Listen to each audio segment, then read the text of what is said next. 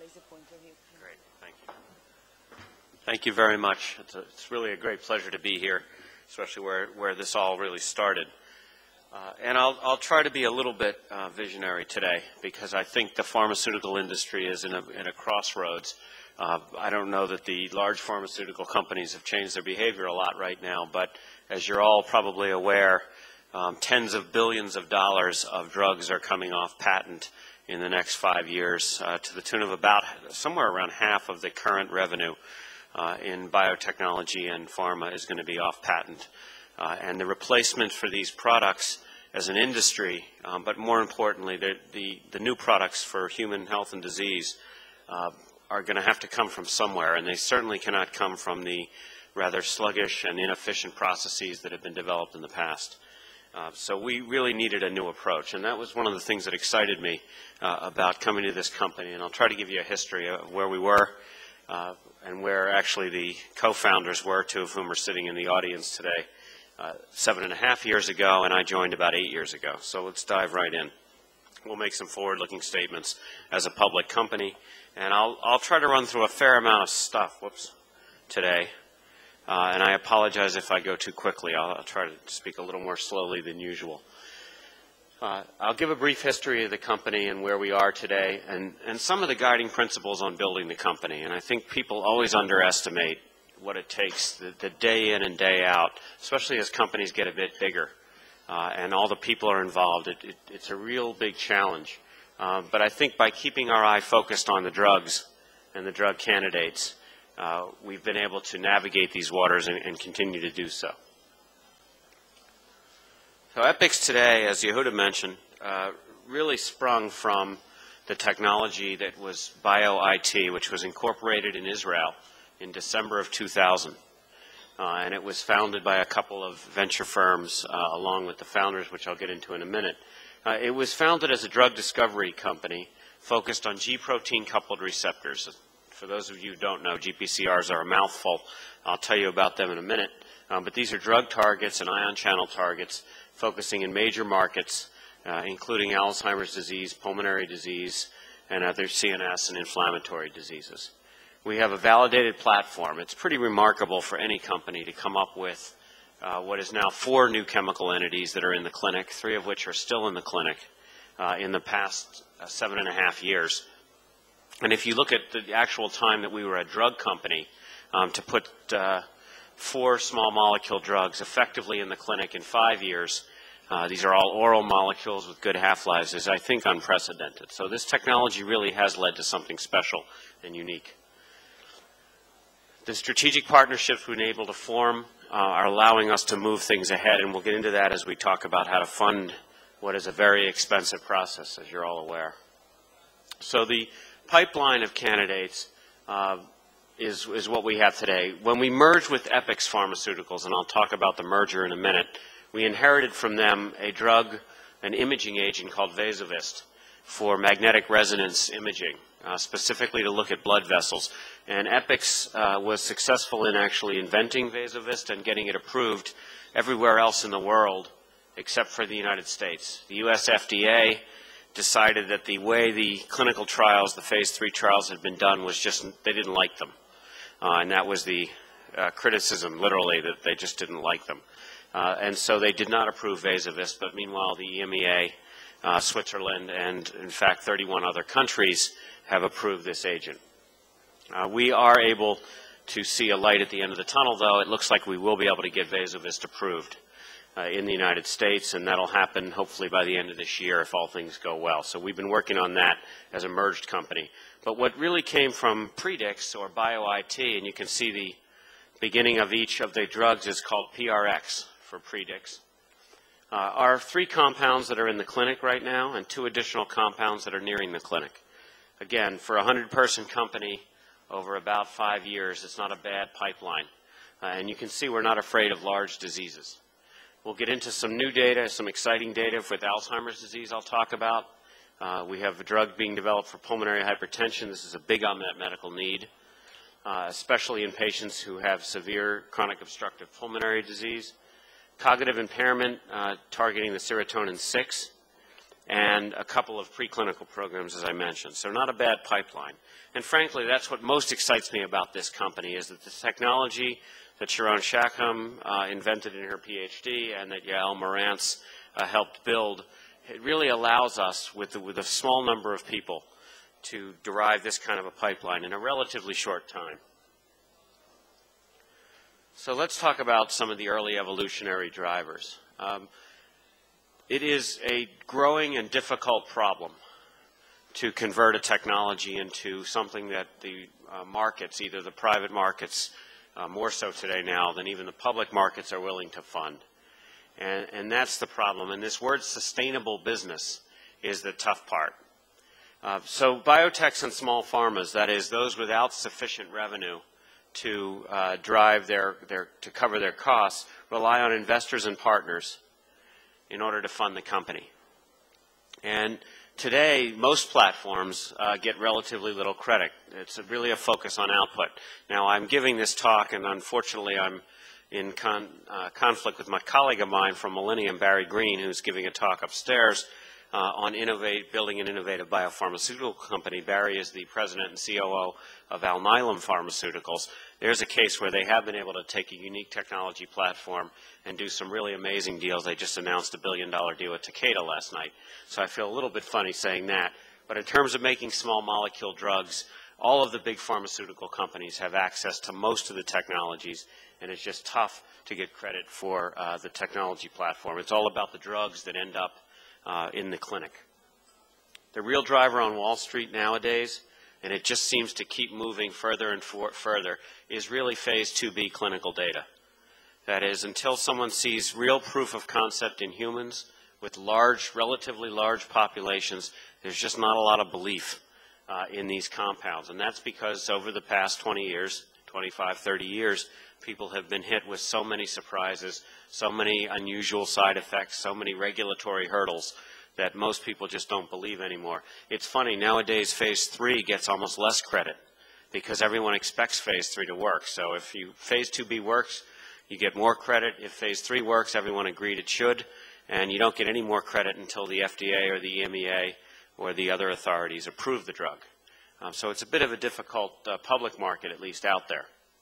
And in some ways, that's not unreasonable. We're here to make drugs. And if the drugs don't get into the market, we haven't really made any. That's like telling somebody, in order to have any value of a marathon, you have to finish it. Now, that's fine, and we all know that. But if you're just starting to learn how to run, it's awfully tough to convince people they have to go all 26 miles or, I guess, 40 kilometers in order to do that. So you have to find a way to get people motivated to take the risks to work for 8 or 10 years to bring a drug from concept to market, and we'll talk about that. Any new chemical entity is going to be tough in humans, and the safety hurdles today are much higher. Everyone always talks about aspirin and paracetamol or acetaminophen. They would never be approved by today's regulatory bodies. These would be highly restricted drugs. They would come out with black box warnings. Penicillin would have a huge black box warning about anaphylaxis and the risk of other allergies, etc. So we're in a different game. And it's an important game because obviously we want human health to improve. Let me just give you a quick history and see how we've navigated these choppy waters. The academic institution of founding out of obviously Tel Aviv University, Professor Oren Becker and Zvi Naor.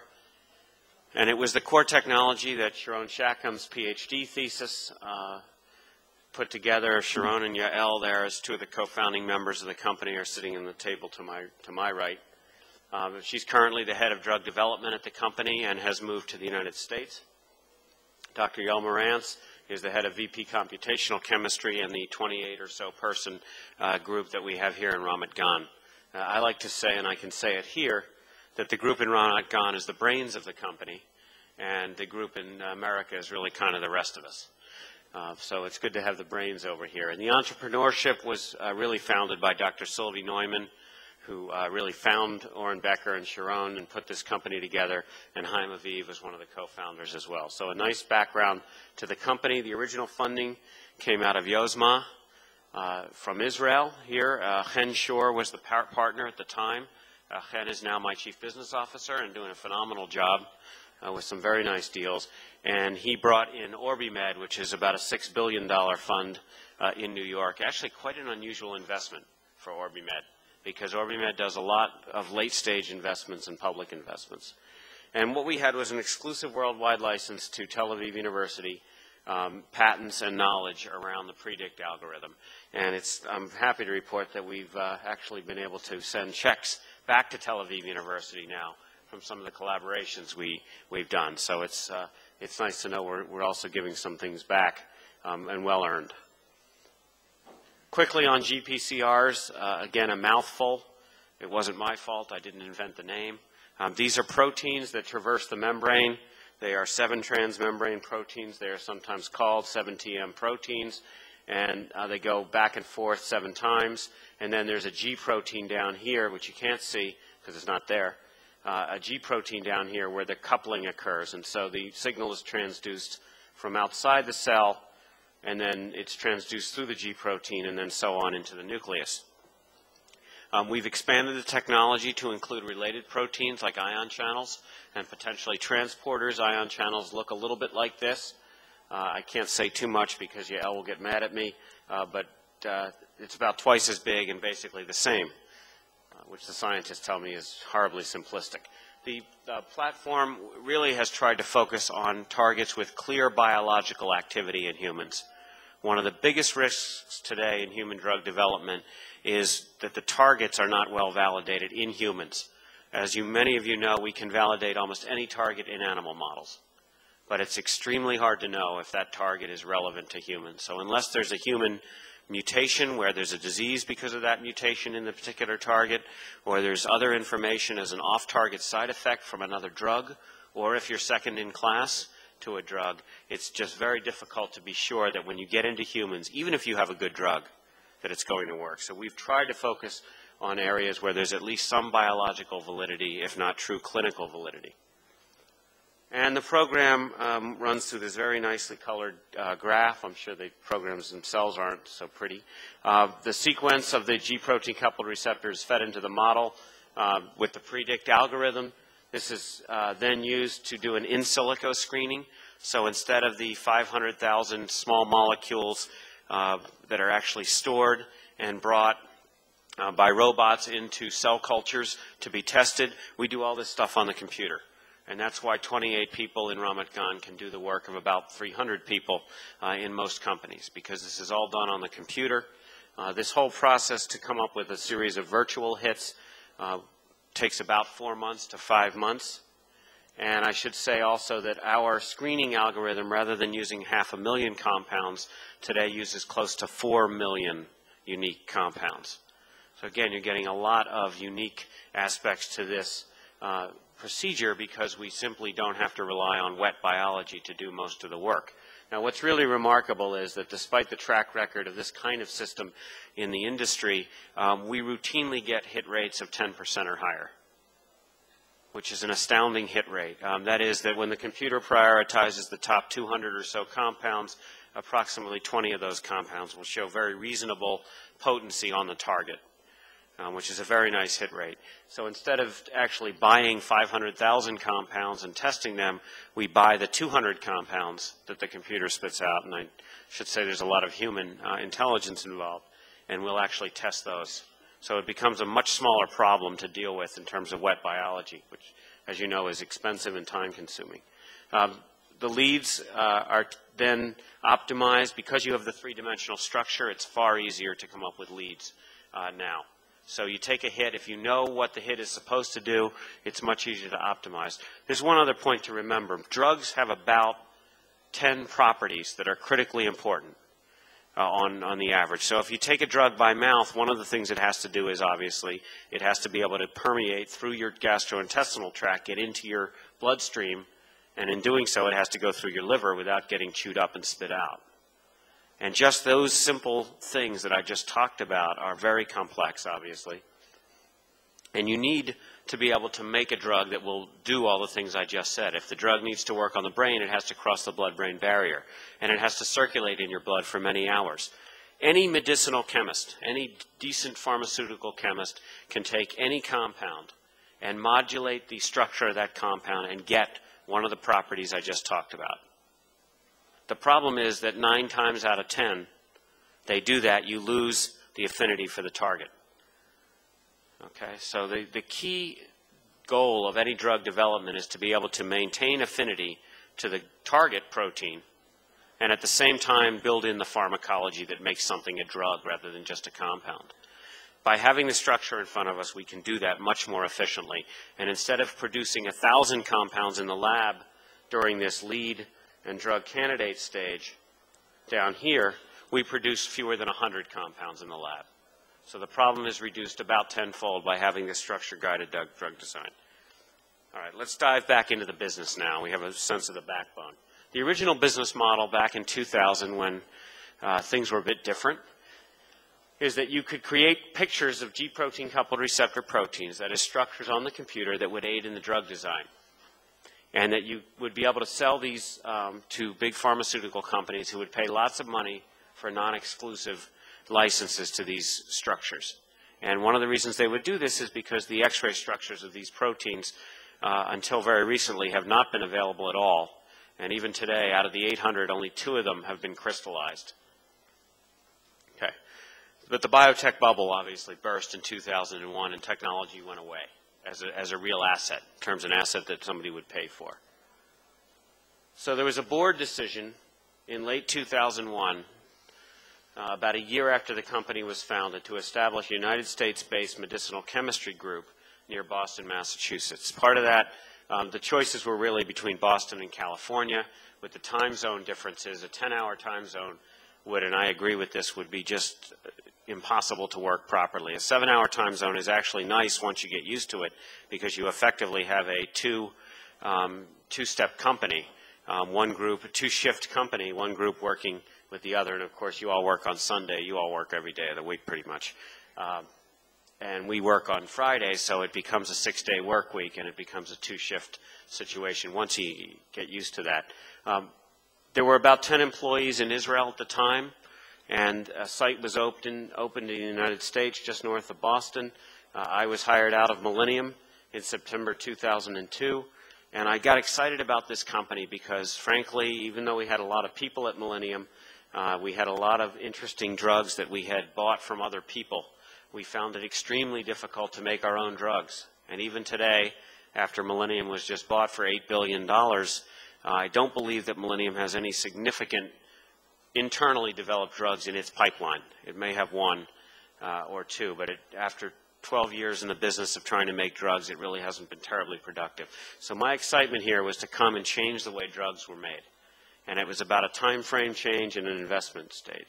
We did a Series B financing. It was a very tough time with the biotech bubble still bursting. We had little interest in our company because, frankly, we were trying to be Merck. We walked in and said, we can do what Merck Pharmaceuticals does and what Pfizer does and what Glaxo does. We can do it 10 times faster and 10 times cheaper. And then Vioxx happened. And everybody said, hey, Merck can't even do it right. You certainly can't. It was tough. And so what we ended up doing was we ended up doing a merger because, as happens sometimes in biotech, and we're going through one of them now, a company called Physiome had raised a ton of money, over $100 million, and had produced essentially nothing, to be blunt, and had $16 million left and was looking for a company to invest in. And so we were that company. So we merged with Physiome and brought in $16 million and brought a drug into the clinic in February 2004.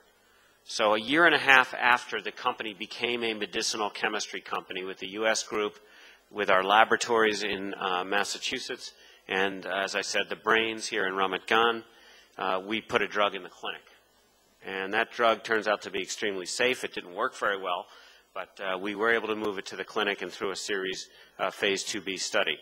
We began a Series C fundraising shortly after we completed our merger, and we oversubscribed that Series C series with a $43 million raise. Our target was $35 million.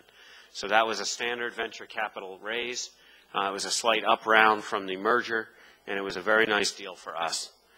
We then went on the road show in September of 2005, again on a downturn. We were offered about $5 a share for that round, and we decided not to take it. That the venture capitalists who invested in the company just thought that that was too low a price, and we would only have raised about $25 million, and that was not enough to see our clinical pipeline through. And we had this audacity that we would actually bring more than one drug to the clinic, and that gets very expensive. And we did it in anxiety and depression and Alzheimer's and other things that are very expensive to do, but this is the game that we're in. This is the business we're in. We merged. After that, we looked around for alternative strategies. Whenever you hear bankers say alternatives, it means usually the thing that people usually do didn't work. So we looked at the alternatives, and again, there were a number of public companies that had a heck of a lot of money and didn't have much to do with it. And so we merged into EPIX Pharmaceuticals in April. We announced that in April of 2006 and closed that in August of 2006, and that was $120 million in cash. And what at the time was a dead imaging agent, Vasovist. Essentially, EPIX had given up on it in the United States. The stock had crashed, and we took a look at that asset and made a decision to actually try to resurrect it after we merged the company, and I think that decision is going to pan out very nicely for us. Okay. So it was quite a road. It's amazing we were able to actually run the company while I was running around trying to raise money for this company and for a vision. Things started to go very nicely for us. In the middle of the merger, we actually signed a $300 million deal with Amgen before the merger actually closed. And a nice check, I think, was sent over to Tel Aviv. I'll just add that. And then we closed a $1.2 billion alliance with GlaxoSmithKline. This is a typical biotech alliance where the $1.2 billion sounds great, but most of it was future and theoretical. $35 million up front, including half of that in an equity investment, an exclusive option for 4 programs, double-digit royalties, and some very near and long-term milestones based on discovery, and most importantly, cost-sharing, because we simply could not afford to move this pipeline along. And in fact, that deal turns out to be very important, because in today's market, it's impossible to move expensive drugs through things like Alzheimer's trials on your own. Now, that deal covered discovering, developing, and marketing of novel medicines targeting GPCRs. So Glaxo basically paid $35 million for a phase 1B Alzheimer's drug and for the access to technology for 3 programs. And that's really what they were buying. They truly believed in our technology. And I will just tell you that there was one very interesting discussion with Glaxo where one of the people on the Glaxo side who was in charge of their computational chemistry said, EPIX has only done serotonin GPCRs. It's very tough to do other GPCRs, but all of us can do serotonin GPCRs. These are easy. And another person from Glaxo stood up and said, well, if they're so easy, where are our GPCR serotonin drugs? And the fact is we were able to do it and bring some of the most selective and cleanest serotonin drugs to the clinic, some of which I think will pan out. Okay, I'll quickly move. Amgen, we discussed this as S1P1. This was a pure out-licensing. We have a deal with the Cystic Fibrosis Foundation around the ion channel, the cystic fibrosis transmembrane regulator. So we've expanded the technology, as I mentioned, and we have the Vasovist blood pool agent. Okay, let me just skip that and move on.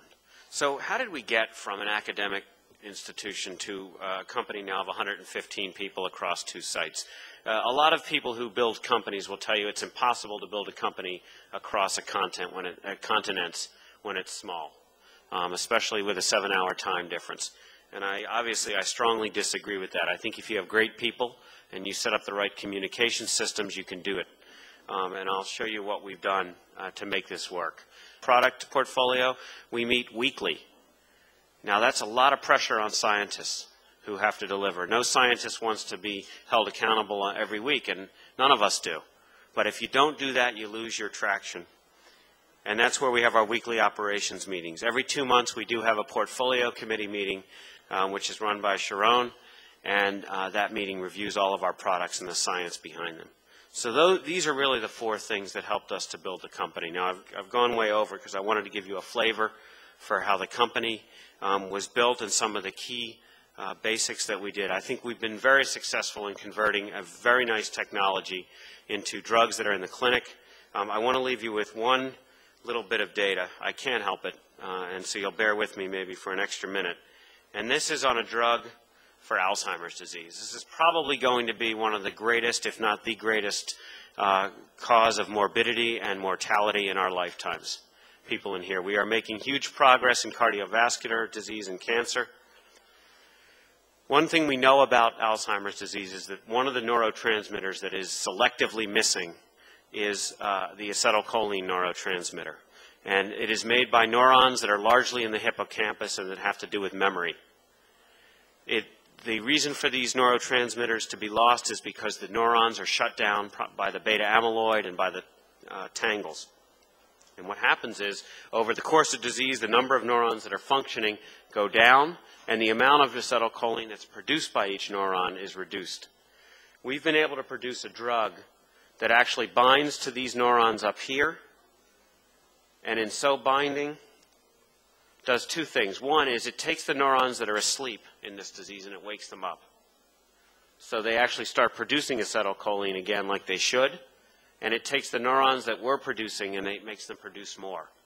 This works indirectly through the serotonin type 4 receptor, and I'll just show you that in our first short trial in patients, this was a 2-week trial, in patients who were on no other cognitive medication, so patients with mild to moderate Alzheimer's disease, over 2 weeks, we saw in the placebo group a slight worsening.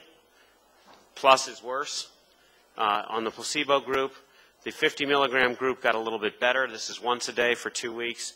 And the 150 milligram group got better considerably. In fact, this improvement is of 0.9 plus 3.6. The difference from placebo here is better than essentially every other drug for Alzheimer's that has been developed to date. Those drugs typically take 4 to 6 weeks to work. This is occurring in 2 weeks. We had patients that woke up. We are working on this drug with GlaxoSmithKline, and they are helping us fund 2 very large phase 2B studies in Alzheimer's, one where the drug is used alone like it is here, and another study where it's being used in combination with Aricept, which is the largest used drug right now for Alzheimer's, does about $2 billion. So we may be able to give patients a real shot. This kind of an improvement is clinically significant, and we have a couple of patients who actually did so well on their initial trial that their caregivers demanded, and I mean demanded, to get on the drug afterwards. The FDA was gracious enough to approve that. One of these ladies has finished 6 months of the drug and has actually improved considerably. 4 points on another test, the mini-mental, 8 points or so on the ADAS-Cog, which is very significant, and she's not gotten worse, which for an Alzheimer's drug over 6 months is very good news. So we're looking forward to great things with this compound, and I'll just stop there and thank you very much.